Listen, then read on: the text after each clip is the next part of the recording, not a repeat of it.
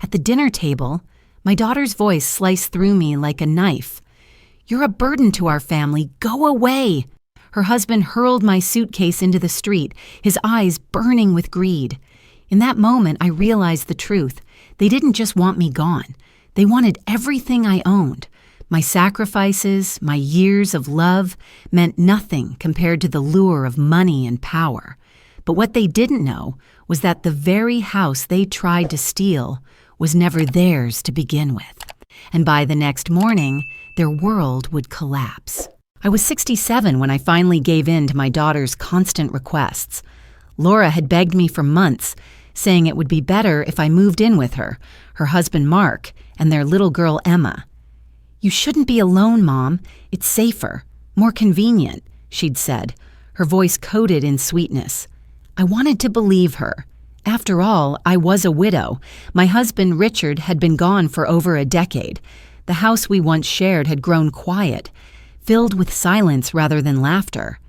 My garden, though still blooming, seemed to whisper reminders of what I had lost. So when Laura opened her door, I thought I was stepping into the next and final chapter of my life. A chapter where I could watch my granddaughter grow, share dinners, and maybe even feel useful again.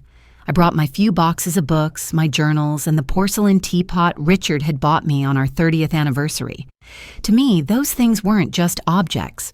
They were pieces of myself, fragments of the woman I had been. At first, everything seemed fine. Emma, only 7, wrapped her arms around my waist and called me Grandma Evie with a sparkle in her eyes. She wanted me to read to her before bed, to tell her stories from my childhood, to teach her how to plant flowers in the backyard. She reminded me why I had agreed to move in. Her presence was pure light. But Mark, his eyes betrayed something else. He shook my hand the day I arrived, smiled politely, but the look didn't reach his eyes. It was brief, almost imperceptible, but I noticed. There was calculation there, like he was assessing the cost of having me around. Laura, too, though loving on the surface, seemed restrained. She fussed over me, told me to make myself at home, but there was always a subtle undertone, as if she were reminding herself more than telling me. I settled into the small guest room upstairs. It was cozy enough, though clearly not designed for permanence. I told myself not to mind. After all, I wasn't here to take over. I just wanted to belong. In the mornings, I'd tend to their small garden plot behind the house, carefully pruning roses, planting basil, and even reviving a withering hydrangea that Laura said was too much trouble. When I knelt in the soil, I felt closer to Richard. He had loved gardens, too. I could almost hear his voice saying, "Steady hands, Evie. Plants feel your heart." In the afternoons, I wrote in my journal, pages filled with memories, hopes, and sometimes fears I couldn't say aloud. I told myself I was grateful that this was better than being alone. Yet sometimes, while sipping tea by the window, I caught Laura and Mark exchanging glances when they thought I wasn't looking. The first signs came subtly. One evening, I lingered in the kitchen to prepare a soup. Laura walked in, and instead of thanking me, she said gently, "Mom, maybe don't use the stove after 6. It throws off Emma's routine." I nodded, though I didn't quite understand what Emma's bedtime had to do with soup. Another time, I bought a small basket of fresh strawberries from the market. Mark frowned as he saw me unpack. "You don't have to buy so much. We already budget tightly for groceries. It's fine for now, but maybe next time check with us first." His words stung, though he smiled at the end as if softening the blow. And then, during a family movie night, I sat down in the recliner in the living room. Laura walked over and said, "Oh, Mom, Emma usually sits there. Maybe take the other chair." She laughed lightly, but it wasn't funny. I shifted to the edge of the couch, hiding the ache in my chest. Emma noticed. She whispered to me later, "Grandma, I like sitting with you better." Her innocence gave me comfort, but also dread. How long before even Emma was pulled away from me? One evening, I walked past the hallway and saw Laura and Mark in their bedroom, the door slightly ajar. Their voices were hushed but urgent. "We need to arrange it soon," Mark muttered. "She can't stay forever." Laura's reply was muffled, but I caught enough to freeze me in place. I know, we'll sort everything out. I tiptoed back to my room, my heart pounding. What arrangement? What did they mean? I tried to calm myself, telling my heart not to jump to conclusions, yet a shadow had fallen over my mind. You know that feeling when someone still smiles at you, still says the right words, but their eyes have already shut you out? I felt that every day now. The air in that house thickened, heavy with unspoken truths. I had thought I was entering a home filled with love. I hadn't realized I had walked into a stage where kindness was only a performance, and the real script was being written behind closed doors. And as I lay in bed that night, I stared at the ceiling and whispered to myself, I never imagined that the house I thought would shelter me would be the very place that buries my dignity. The evening was supposed to be special. Laura had mentioned a family dinner, and though she hadn't given details, I convinced myself it might be a celebration, perhaps her wedding anniversary with Mark. I wanted to contribute, to show that I wasn't just a shadow in their home, so I put my heart into preparing for it. That afternoon, I arranged a vase of fresh lilies on the dining table, their fragrance filling the room with a sense of warmth. I ironed the old emerald dress Richard had once called the most beautiful color on you, and when I slipped it on, I almost felt alive again, as though he might walk through the door and smile. I even baked Mark's favorite apple pie, and Emma helped me sprinkle sugar over the crust, giggling when flour dusted her nose. As the clock struck 7, I lit the candles and waited. Laura and Mark entered, their faces unreadable. Emma skipped in, full of joy, but even she seemed to sense something was off, clinging to my arm. Dinner began in uneasy silence. I tried to fill the void with gentle conversation. Do you remember, Laura, when you were little and I made this very same chicken stew on your birthday? I smiled, waiting for her to laugh at the memory. But Laura only stirred her fork, her eyes fixed on the plate. Mark cleared his throat.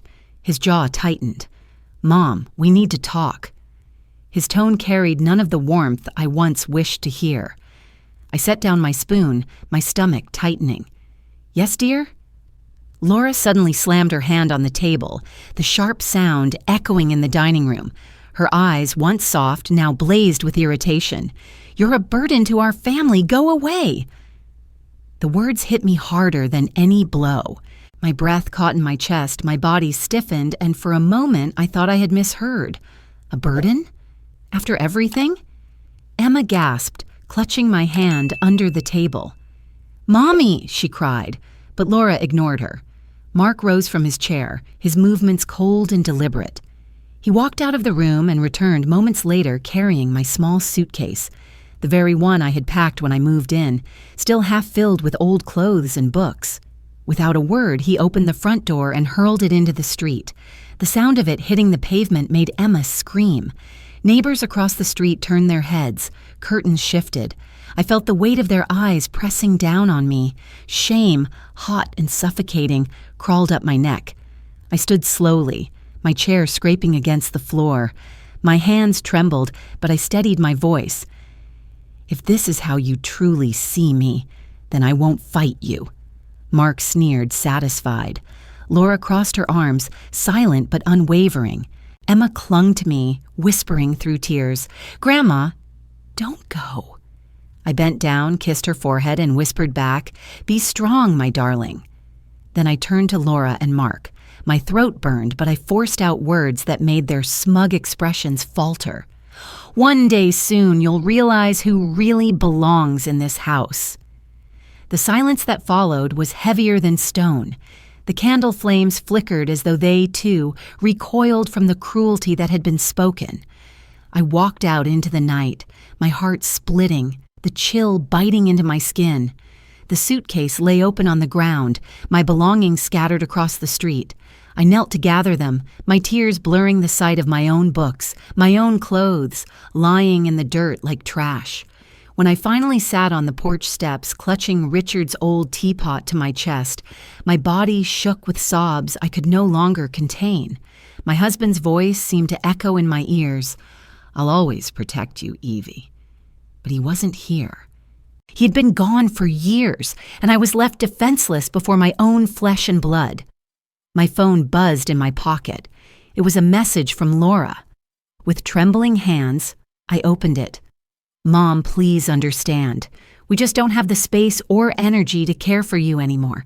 It's better this way." Better for whom? I bit down on my lip until I tasted blood. Alone under the porch light, I stared into the darkness of the street. Neighbors had returned behind their curtains, leaving me invisible, abandoned. The house that was supposed to shelter me had cast me out like a stranger. I whispered into the night, to Richard, to myself, to the silence that now wrapped around me. If you were alive, you would have been broken by this, but maybe you would also remind me I am stronger than they believe. The night was heavy, but within that crushing despair, a spark began to stir, small, faint, but real. The night after I was cast out, I sat on the porch steps, my belongings scattered around me. My fingers brushed against the edge of my suitcase, and something stiff caught my touch. I pulled out a worn folder, its corners frayed, the paper inside yellowed with time. At first, I thought it was just another stack of old receipts I had forgotten to discard. But when I opened it, my breath froze. It was the deed to the very house I had been thrown out of. My name, Evelyn Harper, was etched in bold letters, the ink slightly faded but clear enough to leave no doubt. Richard had left the property under my ownership years ago, ensuring I would always have a place to live, no matter what. My heart pounded in my chest as the weight of realization sank in. They had called me a burden. They had shoved me out of a house that wasn't even theirs. I thought back to Mark's hushed phone calls, the way Laura's eyes darted away whenever I asked about bills, and his careless remark weeks ago. "Soon everything will settle itself." Now those words twisted in my mind like a cruel echo. Suddenly, the puzzle fit together. Their impatience, their hostility, their insistence on arranging things. They weren't just tired of me. They wanted me gone so they could take control of what was mine. I clutched the folder to my chest, trembling both from rage and betrayal. My life sacrifices had been reduced to numbers on a page, to a house they believed they could strip away by erasing me. As dawn crept over the horizon, I sat at the small kitchen table of a neighbor who had taken pity and invited me inside for the night. The file lay open before me. The truth glared back at me in black and white. "You think you're the one living at someone else's mercy," I whispered to myself, "but it isn't me." I let out a hollow laugh that broke halfway into a sob. I thought I was just a guest, but they're the ones who've been living under my roof all along. The irony stung as much as the betrayal. My entire sense of belonging had been flipped upside down in a single night. That morning, I dressed with deliberate calmness, clutching the deed like a lifeline. My destination was clear. Mr. Franklin, the family lawyer who had handled Richard's estate after his passing. He'd been kind to me back then, guiding me through the legal storms of widowhood. I prayed he was still practicing. When I entered his office, the scent of old books and polished wood greeted me. Mr. Franklin, now grayer, looked up from behind his desk, his face creasing with surprise. "Evelyn Harper," he said warmly. "It's been years. What brings you here?" I placed the folder before him with shaking hands. "I need you to tell me if this still means what I think it means." He adjusted his glasses, carefully examining the papers. Minutes ticked by, my stomach tightening with every turn of a page. Finally, he leaned back, his expression grave. "This deed is valid, Evelyn," he confirmed. "The property is entirely in your name. No transfer has been legally filed." My pulse raced. Relief washed over me. But it was fleeting, replaced almost instantly by a deeper dread. "Then why?" I whispered. "Do I feel like they've already taken it from me?" Mr. Franklin sighed. "Because they've tried. I can see notes here. Attempted filings, but incomplete. Do you know if your son-in-law has had financial troubles?" The air in my lungs collapsed. He had hit the truth I had feared. "Mark," I muttered. "He's been secretive, always talking about debts and future plans." Mr. Franklin tapped the papers. "I'd wager he used your property as leverage, perhaps even to secure a loan. If so, he's playing a dangerous game. And if your daughter signed anything, knowingly or not, she's involved too." I sat there, numb, as if the room itself had tilted. The man I had welcomed as a son was gambling away my safety, and the daughter I had raised with every ounce of my being had chosen silence over protection. I saw it all then. The whispered phone calls, the hidden papers, the distance in Laura's eyes. It wasn't mere inconvenience that made them cast me out, it was strategy. To them, I wasn't family anymore. I was an obstacle. Tears blurred my vision, but this time they were laced with fury. My voice cracked, but I managed to ask, "Mr. Franklin, what can I do?" "You still hold the power, Evelyn," he said gently. "As the legal owner, you have every right. But you must act carefully. If he's entangled your property in debts, you'll need proof." Proof. The word struck me like lightning.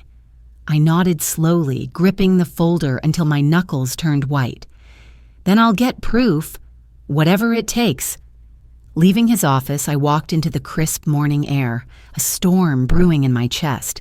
The betrayal cut deeper than any wound I had ever known. My own daughter, the child I carried, nursed, and defended, now saw me not as her mother, but as a hurdle to be cleared. And as if fate hadn't twisted the knife enough, I overheard a final detail that shattered me completely. Passing through the hallway outside Mark's study later that week, I caught fragments of a phone conversation. His voice was low but sharp. "We'll send her to a care home. Once she's out, the house is ours. Don't worry, Laura already agreed." I stumbled back, my body cold. They weren't just planning to discard me.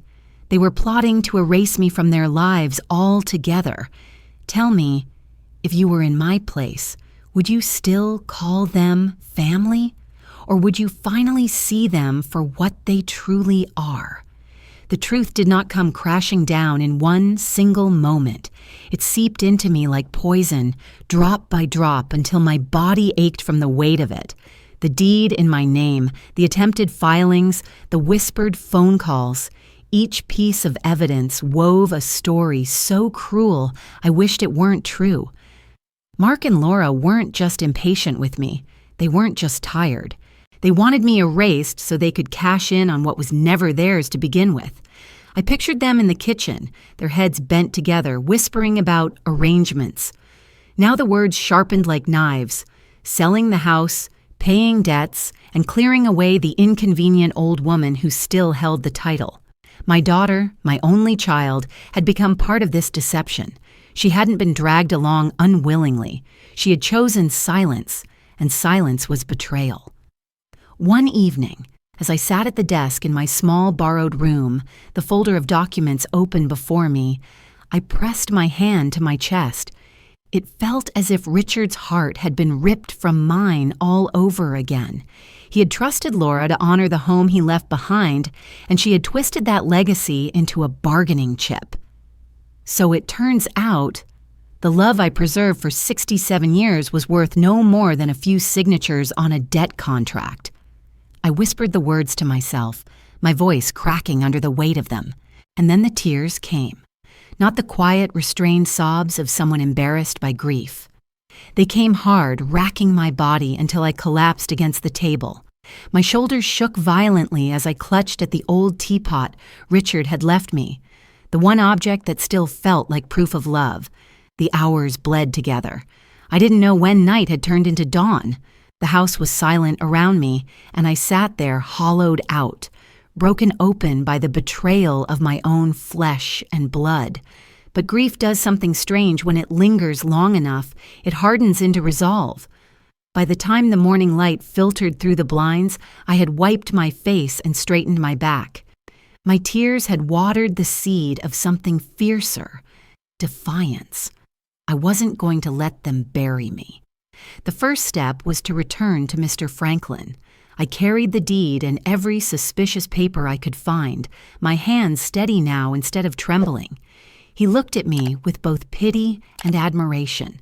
"Evelyn, you have more strength than most people I know," he said. Together we began building a case, clear documentation that the house belonged to me, records of the attempted loan Mark had filed in secret, and the notes Laura had signed as co-signer. Every page felt like a nail hammered into the coffin of their scheme. Still, I played my role carefully. At home, I said nothing. I accepted their coldness, their distance. I even let them believe they had broken me. I shuffled around quietly, moving like a shadow in the background. They thought they had won, that my silence meant surrender. But inside, I was waiting, watching, planning. The universe has a way of rewarding patience.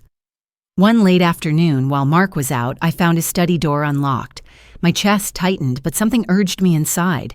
His desk was cluttered with papers, bills, contracts, letters. And then I saw it. A folder marked with the company's logo where he worked. My hands shook as I read, fraud, falsified numbers. Mark hadn't just been reckless with my house. He'd been cooking the books at his job, funneling money to cover personal debts. I held the folder close, my heart racing. This wasn't just leverage. This was his ruin. For a moment, I hesitated. Did I really want to go that far? But then I remembered Laura's voice. "You're a burden. Go away." I remembered the sting of humiliation as my suitcase hit the street, and I realized they had already chosen how this story would end.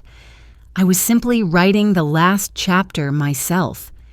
That night, I sat at the small desk again, the evidence spread before me. For the first time in weeks, I felt control return to my hands. My tears had dried, my back was straight, and my voice, though quiet, carried steel as I whispered into the silence. They think I'm weak, but when tomorrow comes, they'll wake up to a nightmare they can't escape. The morning air was unnervingly still when the officers arrived. Their cars pulled quietly into the driveway, and within minutes, the bright orange seal of the court was plastered across the front door. The sound of the tape stretching and snapping into place echoed like a drumbeat, announcing to the neighborhood that something irreversible had happened. Laura and Mark rushed outside in their pajamas, faces pale and confused. "What's going on?" Laura demanded, her voice high-pitched with panic. Mark stormed forward, his fists clenched, but the officers ignored his protests. And then I stepped out from the street corner, a folder tucked under my arm. I walked slowly, deliberately, the way a woman who no longer carried fear would walk. Neighbors leaned against their fences, eyes wide, whispering. Emma stood frozen at the window, her small face pressed against the glass. Laura's eyes found me, and for a second her mask of outrage slipped.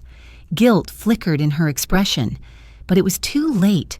I stopped in front of them, my voice calm but sharp enough to cut through the morning air. "Last night, you called me a burden. Today, let's see how you do without me." The words silenced everything. Even the birds seemed to hush.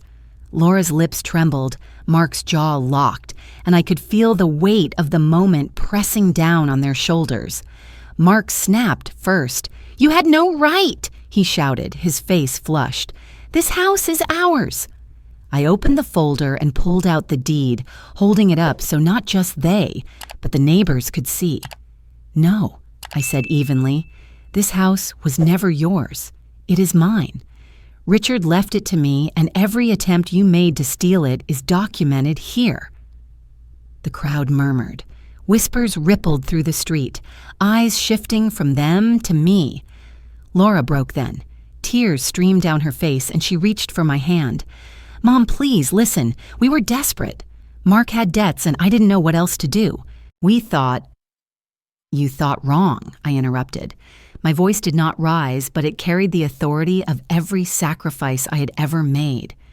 "You thought you could erase me, as though a mother's love was just something to be crossed out on a balance sheet." Mark cursed under his breath, But I continued, pulling out the next document. This isn't just about the house. Your company is already investigating the fraud you committed, Mark.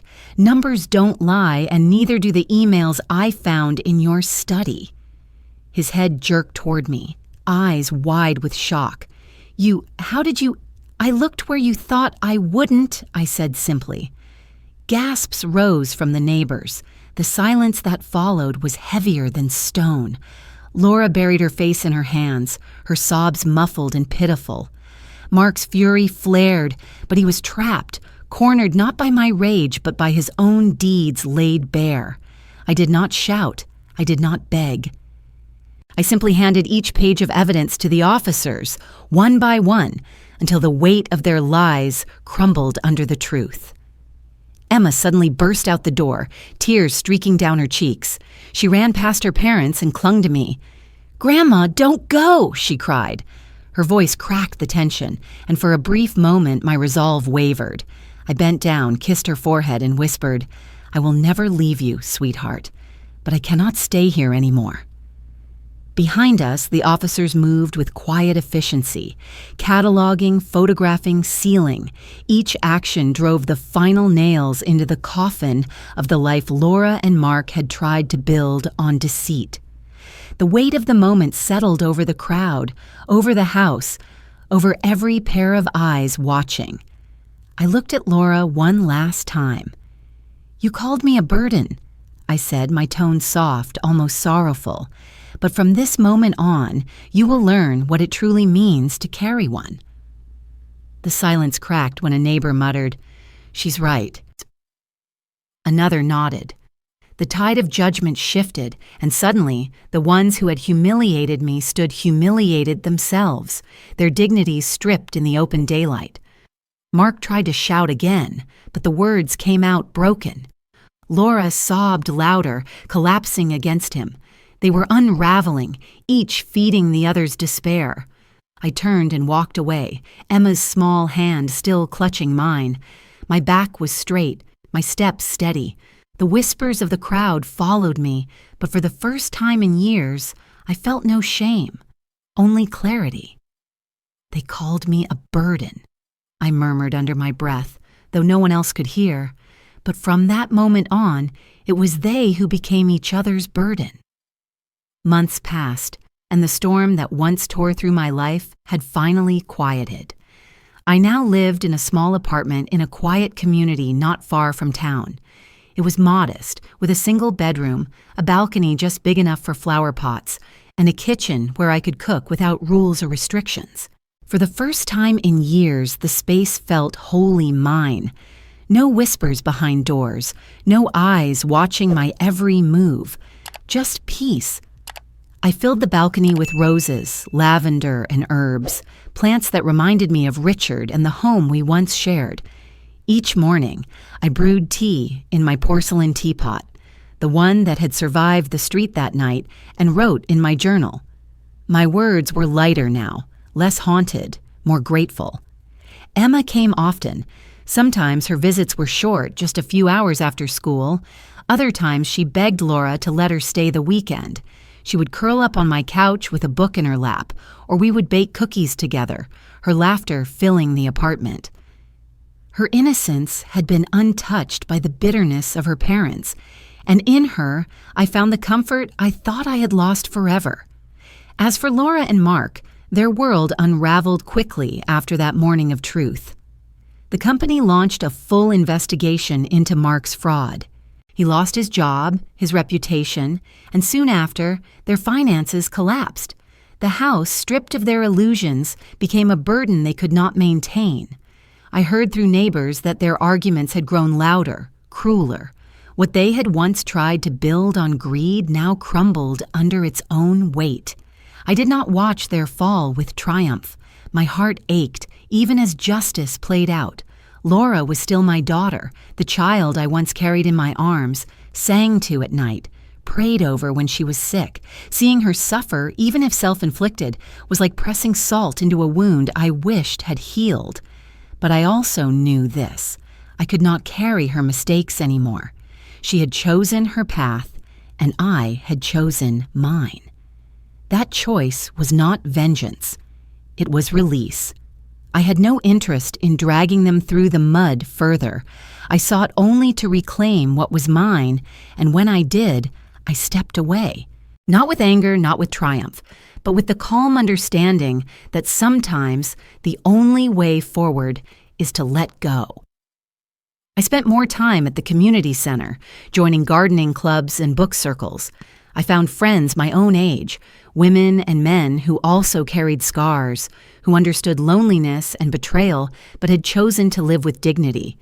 We shared meals, stories, and laughter that warmed the hollow places inside me. And in quiet moments, when I sat on my balcony watching the sunset bleed across the sky, I reflected on the path that had brought me here. Once I had been called a burden, cast aside like unwanted furniture. Yet here I was standing on my own, stronger than they ever believed I could be. I had gone from being a guest in someone else's home to reclaiming my identity as the rightful keeper of my own story. I realized then a truth I wished I had known earlier. Family built on love is unbreakable, but family poisoned by greed is already broken. Blood alone is not enough. Trust, respect, and loyalty are what sustain it. Without those, even the closest bonds crumble. So I ask you, if your own child called you a burden, would you stay silent, or would you rise not in anger, but in quiet strength to remind them of who you truly are? I cannot change Laura's choices, nor can I erase the pain she caused me, but I can choose the legacy I leave for Emma. A legacy of resilience, dignity, and self-worth. She will know that her grandmother did not crumble, that she did not vanish into silence. She will know that when the world tried to bury her, she grew roots instead and blossomed. As the sun dipped lower one evening, Emma sat beside me on the balcony, her small hand in mine. "Grandma," she whispered, "I'm glad you didn't leave." Tears welled in my eyes, but this time they were gentle, not born of sorrow. I squeezed her hand. "So am I, my darling. So am I." From the outside, it might seem like I had lost everything, my family, my home, the life I once knew, but in truth, I had gained something far more precious: freedom, peace, and the knowledge that I was never as weak as they believed. I stepped out of the shadows that day when they threw me away, and I will never step back into them.